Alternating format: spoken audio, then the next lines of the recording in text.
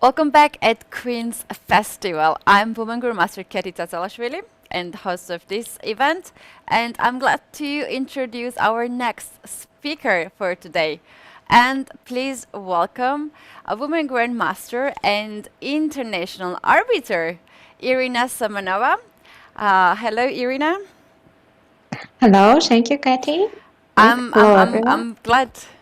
I'm glad to have you here because today's topic of this seminar is chess in Asia, and we are very much interested in this topic. And shall we start? Yeah, of course. I think that we will start with the slides. Thank you. Yes. So, in general, we will have 7 topics which we will learn about. Maybe I wanted to talk more about the woman representation in the Asian continent, but also we will know about other aspects too. So maybe probably we should start with chess history in Asia. That's interesting part of it. Let's go and talk about it. Yeah, of course, I believe that the modern chess game won't be the same without the influence of the Asian countries. So, of course, India has contributed significantly to the world of chess. It's well known that historical records show that the modern chessboard dates from the days of uh, famous Indian works, Mahabharata and Ramayana. And of course, we all know that the rules of Chaturanga were a little bit different from modern chess, because the word Chaturanga means four-linked, is referring to ancient army divisions of infantry, cavalry, elephantry, and chariotry. So even in Russia, for example, now the Russian word for bishop is similar to elephant. So I think that this influence is staying in a lot of languages too.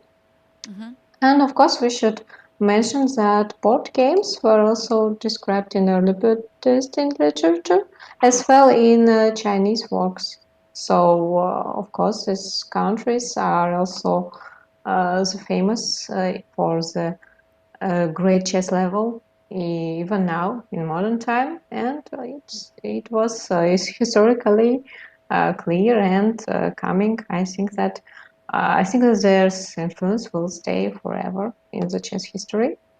And about Uzbekistan, I would like to tell that in 1996, at the Talbert-Sintepa settlement in South Uzbekistan, were found 2 unique ancient chess pieces, which confirms that a board game, which was similar to modern chess, also was played in Uzbekistan too a long time ago. It was during the existence of the Kushan Empire. It was a really great empire, which at that time included territories of a lot of modern states. For example, Afghanistan, Uzbekistan, Tajikistan, Pakistan, and even North India. So it was a really great empire. And still about other influences, for example, in Russian language, chess queen is officially called fers. Yes. So this word doesn't mean a queen. It is coming from a word fars, as it's in Persian and Turkish languages. So in Uzbekistan, Turkish was also quite popular. So in our country, this chess piece is called farzan. So it is also coming from that word fars. So I think that all this chess history and languages, everything is staying forever with us, even if we just call chess piece during the game. Yes, indeed, indeed. So I think that uh, the chess history shows development in the countries. Yes, indeed. Yes. All right. As I remember, as I know, in many countries, and that's also the early stages of chess, a queen was an advisor of king. Was it? And later on, it Yes, of became a course. female And version. well, now I think the queen is strongest chess piece. So it's not. I don't know that maybe it shows something for us, for men, for our human world too. Yes, indeed. Okay, so Okay, maybe we we got. can continue. Yes. Yeah. Okay, maybe next slide. Yes, we So have. about the world champions, Hmm. of course, as well as you know, that the first generally recognized world championship took place in 1886. Hmm. So the two leading players of the world, Wilhelm Steinitz and Johannes Zukertort, they played a match which was won by Steinitz. So he became the first world champion. Of course, we know about the period when the titles were not clear. So Hmm. later it was unified, but still, I believe that uh, these titles were administered by FIDE, and it should be called the official ones because FIDE is World Chess Federation, and it will, I hope, stay and work with chess players forever. Yes. So, of course, most of the world champions were born in the USSR or in Russia, but Asian continent also raised a significant number of champions, especially among women. Hmm. For example, we should mention the Indian Grandmaster Viswanathan Anand. He Hmm. won the World Chess Championship match against Alexei Shurov for the first time, but it wasn't his first decision. So he got the title a few times, and I think that even now he is a chess legend, not for Indian players only, but for all over the world, for Asian champions. He is also a great example, and his decisions are strongly respected in his home country. Yes, indeed. And of course, yeah. Also called as Uh, Indian tiger. yeah, well, his playing style is really amazing. So it's really interesting to watch his games. And about the Uzbekistan champion, so Hmm. Rustam Kasimjanov, he won this title in Tripoli, and he played against Michael Adams in the final. It was a great decision, great tournament for him, and our country was very proud. And he's really famous even now. Hmm. So I think that maybe even a few more years later, and maybe um, till we get the next champion, he will be Hmm. the greatest chess player in our country. Yes, indeed. And also, it is worth to mention that both players, which we have on the screen right now, Vishy Anand and Rustam Kasimjanov, they are still active top players, still fighting on the chessboard. Yes, they even I believe that they even worked together for a lot of years. Hmm. So I think cooperation is really something. Yes. Shall we talk about female chess players from Asia? Yeah, sure, of course. Let's see the next Um, slide.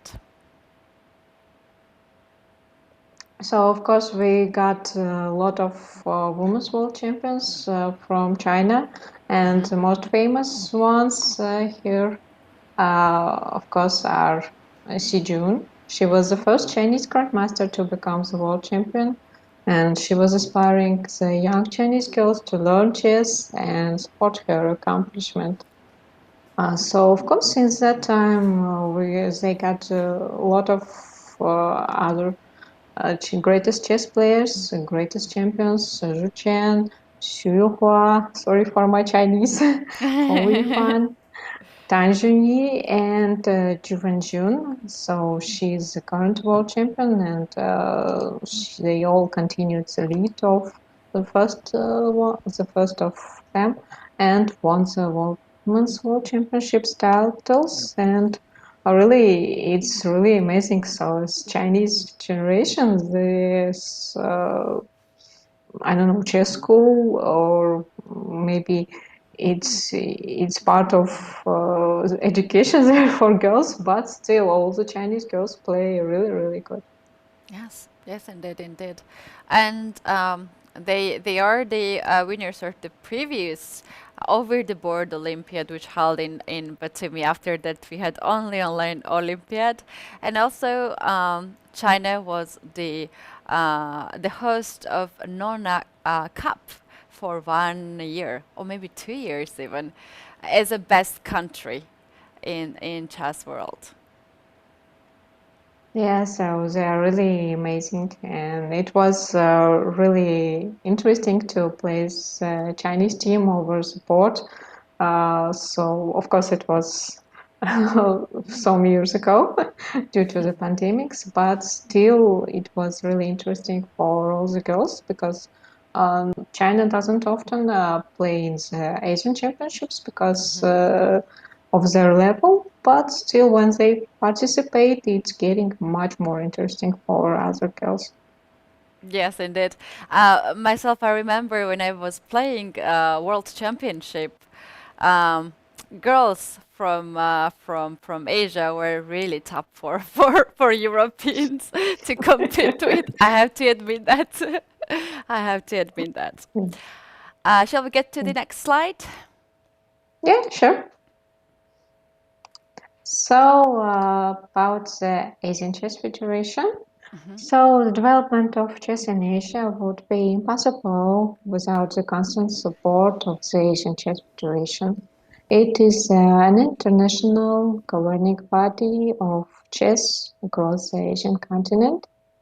Its membership comprises 52 national associations, and the headquarters are in United Arab Emirates, and the president is His Highness Sheikh Sultan bin Khalifa Al Nahyan. So they always support chess, and a lot of great tournaments take place in United Arab Emirates, and not only the official tournaments but also open tournaments. So the mission of the Asian Chess Federation is to popularize chess for sport and education. And of course, they are looking forward to Asian leadership in the world chess. It will be difficult knowing the current situation that Europeans and Americans say always are interested in chess game, but still it will be an interesting fight. And Yes, indeed. about the zones, so Asian national federations are divided to 7 zones, including, interestingly, Australia. So you can see that they are also part of the zone tournaments in Asia. So it is really interesting for us to play against them because they are so far. And Asian Chess Federation is responsible for the organization of these major international tournaments all over the Asian continent. Okay, so maybe next slide. Yes, here we have the next slide. Yeah, so of course, one of the most interesting tournaments in Asian continent are Asian Chess Championships. So they are organized every year. Every year, all Asian nation chess federations are invited to participate in the Asian Continental Chess Championships. Of course, they have open category and women category. I believe that a long time ago the open category was called open category, but now in the modern time, so much more women players tend to participate in the strongest category. So it's really great that they can get this chance, and the name of the category is also changed. So, of course, both of the sections determine which will be the championships, and of course, the greatest for them is the qualification to the FIDE World Cup. Mm-hmm. And I hope that the FIDE would support the players because, for example, latest tournament was really interesting, and a lot of players received chances to participate in the FIDE World Cup as nomination from their federations, and the large number of participants was really good for the Asian continent and I believe all other continents too. Yes. All right. So about the latest championships, I think that due to pandemics and the postponed tournaments, so in this year, the Asian Chess Championship was played only in the open category. It was played by hybrid chess, and the Mm-hmm. tournament went top notch for the organizers. So there wasn't any appeals, no problems at all. And Mm-hmm. all the Asian chess players got an opportunity to participate in the high level tournament, and they can qualify. They already qualified to the FIDE World Cup in Sochi. Mm-hmm. And we're proud that the international grandmaster from Uzbekistan, Shamsiddin Wahidov, won the first place in this championship. He was playing in Uzbekistan from his town. It was really interesting. Mm-hmm. Mm-hmm. Talking about Dinara Sadokasova, she is one of the speakers of Queen's Festival, and her session will be tomorrow, early morning at 9 a.m. Central European Time. So I invite all our viewers also for our second seminar from Asia, and we're gonna see Dinara sharing her experience and her story with us. Yeah, she's a great personality. I also would expect a seminar myself. So, That's and great. about this, of course, we should talk about the women championships. So, and the latest one in Asia was in China, in Mm-hmm. Xintai, because it was played over the board 2 years ago. And as we mentioned, Dinar Sadvakasova was the winner of the tournament. Mm-hmm. But the tournament was really tough. So due to the rating floor, half of the players were international master and women grandmaster or women international master. So it was really great competition. Mm-hmm. But due to the coronavirus break, so we couldn't take part in the Asian Championship last year. But still, I believe that soon everything will be better Mm-hmm. in all over the world, and we Yes, will play more. Dinara got the ticket to World Women FIDE Cup, which is happening in Sochi. Yeah, I think she will be playing. Mm-hmm. Mm-hmm. That's great.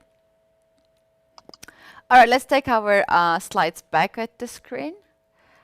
And should I went to our next topic? Yeah, next one. Yeah, this one I think would be for tournaments online, which were held online Mm-hmm. in Asia. So Mm-hmm. it was very interesting. Asian Nations Women Online Cup. So the winner was Team India. It was played online. Um, China didn't participate, but Mm-hmm. still India got clear victory in the semi-final and final. So Mm-hmm. they were the stronger. What are the like main challenges when we have online competitions in Asia? Is it some issues with connection or not really? Oh, well, it happens a lot of time, I believe.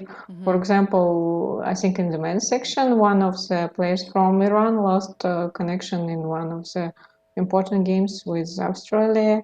It was really, or I think that it was really not what will happen over the pot. Hmm. So, of course, there are many issues, problems, but still, it is mm, possible to play. And of course, I believe that all people have to trust each other Hmm. because it is most important thing in online chess.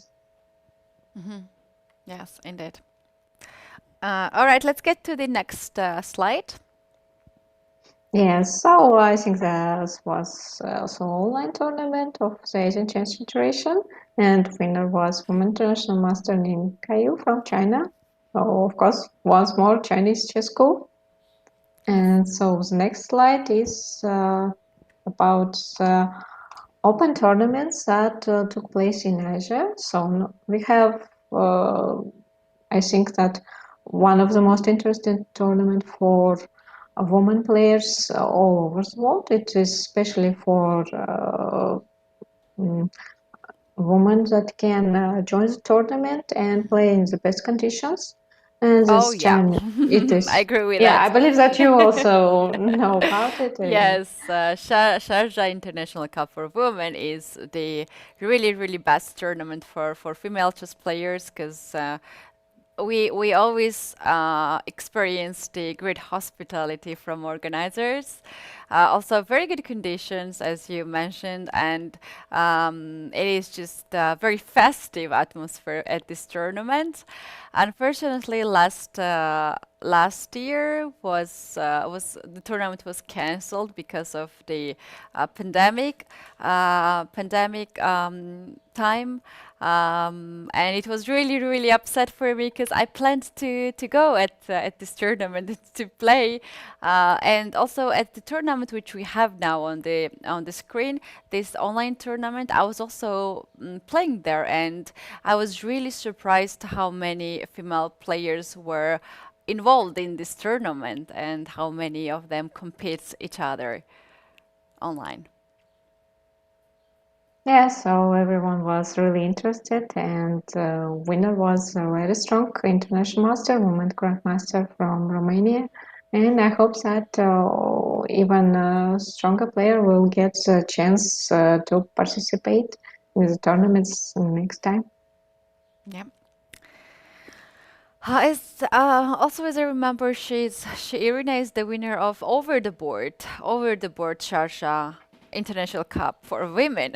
So she holds these titles online and over the board Yes, as well.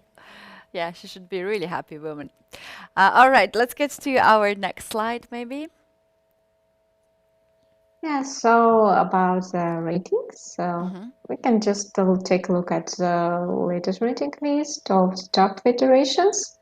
As you can see, number one, Russia, greatest decision.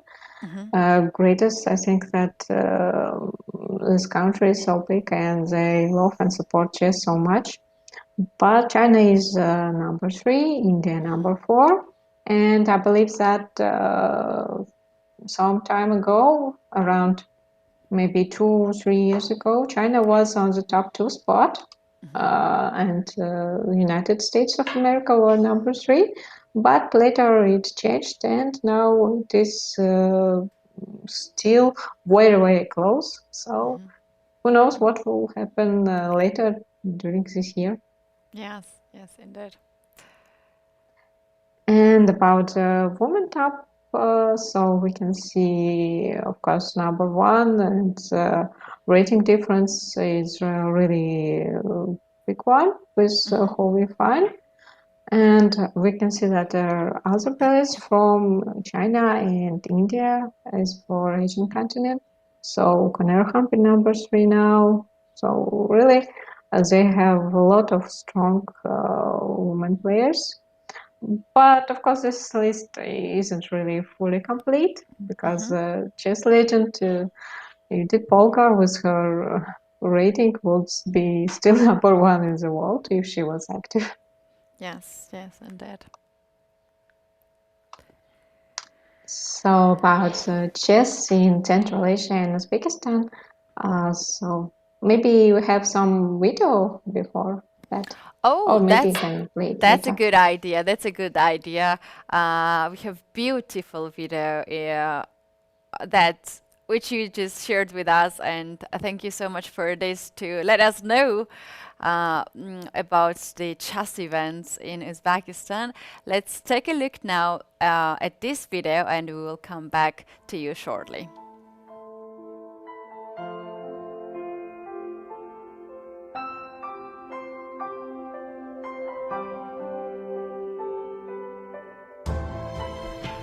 Uzbekistan is a country of great thinkers and scholars. Abu Rayhan Beruni, Abu Nasr Farabi in their works mention about chess players of this land.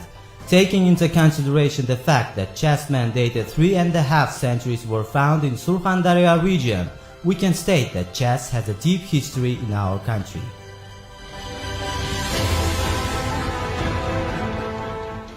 In Uzbekistan, after gaining independence, special attention is given to the development of all kinds of sports, and chess is no exception. The development of various sport disciplines and bringing up the young, comprehensively developed generation are among major aspects of the state policy of Uzbekistan.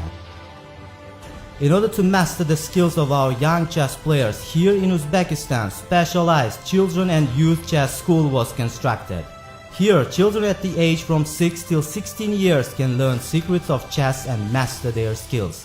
The building includes classrooms, sports hall, canteen, and other premises. Electronic chessboards in the classrooms meet the requirements of world standard. There is also a special room for young sportsmen to rest. The school has a special chess halls where about 100 chess players can simultaneously play. In classrooms equipped with computers connected to the internet, pupils can play online with foreign contemporaries and raise their experience. The big hall, constructed in national traditions of Uzbek people intended for holding large international competitions, even more inspires chess players.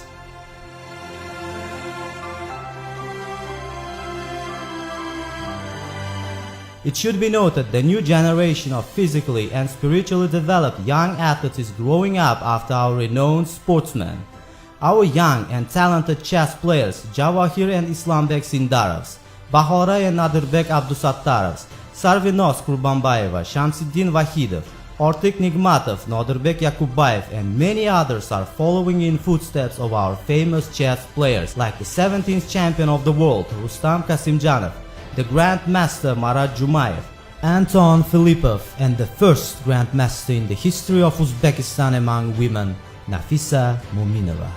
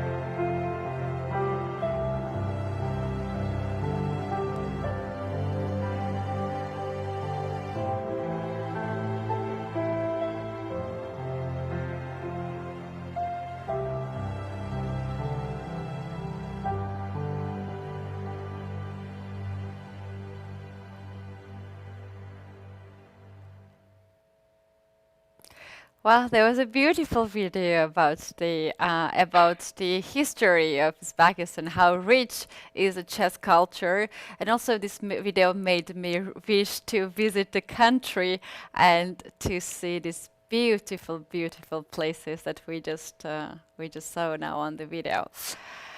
Okay, please now tell us about the events in Uzbekistan. Yes, thank you very much. So we hope that this year, after the special state program for the development of chess, which was recently approved in Uzbekistan, so we will get more international tournaments, and some of them will be really interesting for players all over the world. And I hope that more players can join us, and not only players, but other officials and everyone who is interested in the chess development also. And chess is really popular in Central Asia too, so Uzbekistan is part of it.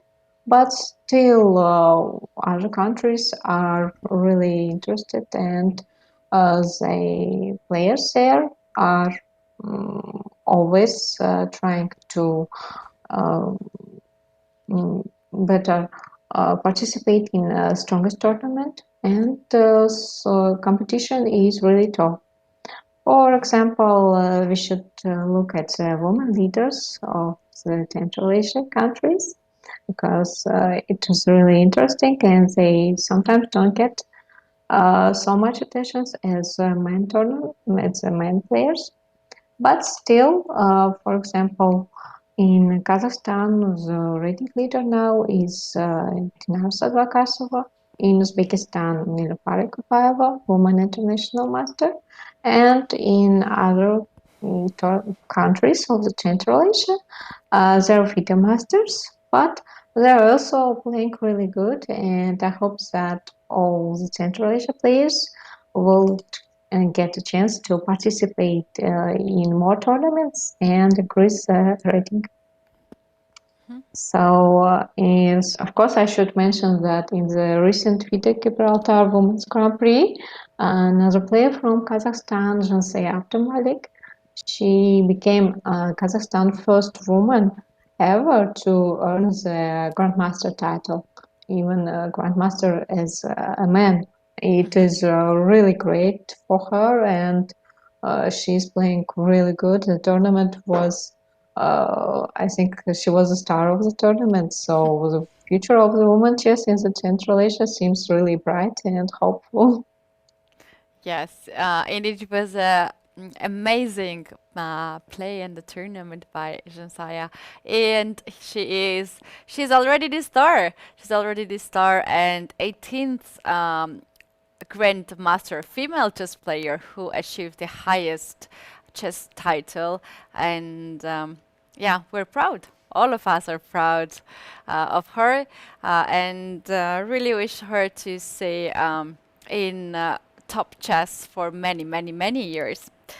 Thank you for the presentation and for all this information that you just shared to us. But I never asked. About you. You are a woman grandmaster by yourself. You played also in the national team. So please tell us more details about yourself, how you started to play chess, and why you were attracted by the chess. Yes, thank you. Thank you. Well, it was a really long time ago. I was in, I think, that in the maybe first class or maybe later. So, in our school, we had some additional chess lessons, and it was really interesting for me. I don't know, maybe some competition, maybe a good atmosphere, everything was really attracting, and I decided to stay in chess and later play in the tournaments. So, of course, it is not an strange story like, for example, as in history of Beth Harmon, but still, really, it was a usual situation for girls in our country because uh, they all, I think that all of them started to play really, really during the school years. So it means that chess in schools, um, that's really active program in Uzbekistan. Yeah, so now it's getting even wider. So, for example, for this year, they want to spread it to 1,000 schools. And later, for a few years, they have a plan to provide chess in school lessons for all the schools in our country. We hope that it will be really popular it would really increase the demand for chess among the young players, and the players will be interested and will continue their chess lessons later at the professional chess schools. And tell us, what was it your first tournament that you won and decided that chess is going to be your profession? Well, I think it was one of the Uzbekistan championships because it was really interesting when you can later participate in the Women Championship or in the World Championship or in the Asian Championship and gain more experience, see the world and see other players play with and learn something new because all the chess schools all around the world are really different openings, different playing style. It is really great experience for them. I see. And how you decided to switch your career and from only playing chess, but now also being an arbiter and also international arbiter? Like, what was the idea of that switch? Maybe after I finished the university, I went to work as a trainer and also started to work at the Uzbekistan Chess Federation. And it was really interesting because all the chess players, which I know personally, were the same people with I work, and the tournament organizations, being arbiter, it was really enjoyable, and it didn't change that my life would be connected with chess, but not with some different sport or I don't know, work at the bank. I see, I see. And Irina, please tell us, you're the arbiter at many events in Asia, and tell us what is the main challenge nowadays for Asian girls to be more active in chess? Well, for some countries, it is really difficult to be more active because of the traditions of the culture. Because women usually stay at home, they see after the kids, they don't travel a lot, and of course, it will be really difficult for them to leave the family for a long time to participate in tournaments or maybe in training sessions.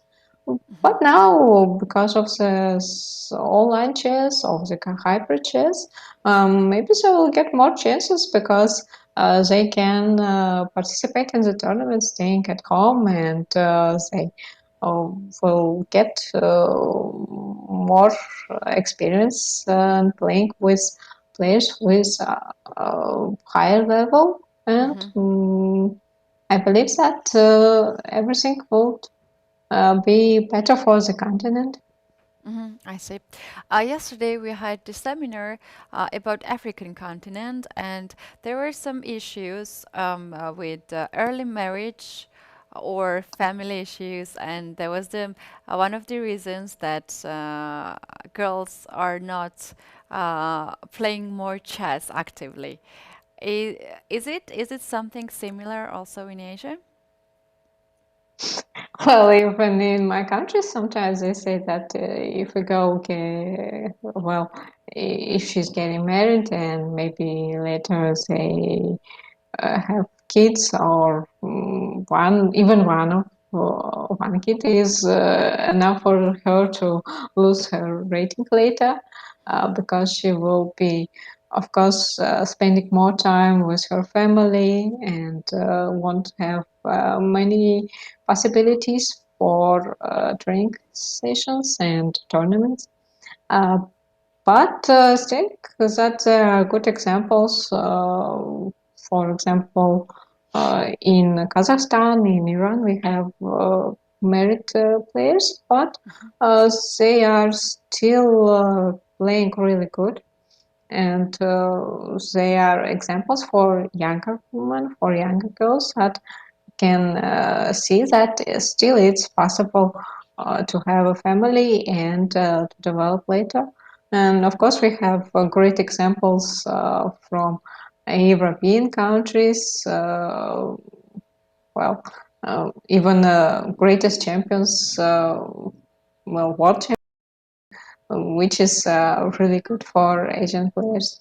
But I believe that the problem is that sometimes they leave just too early. Well, but maybe something will change in the future. Yes, yes, let's hope for that. Thank you so much for your very interesting story and the presentation and all the statistics that you just gave to us and to our viewers. And you can send our viewers your final message maybe to little girls who want to be better in chess, or also to the parents who think that they want their kids to be engaged to the chess.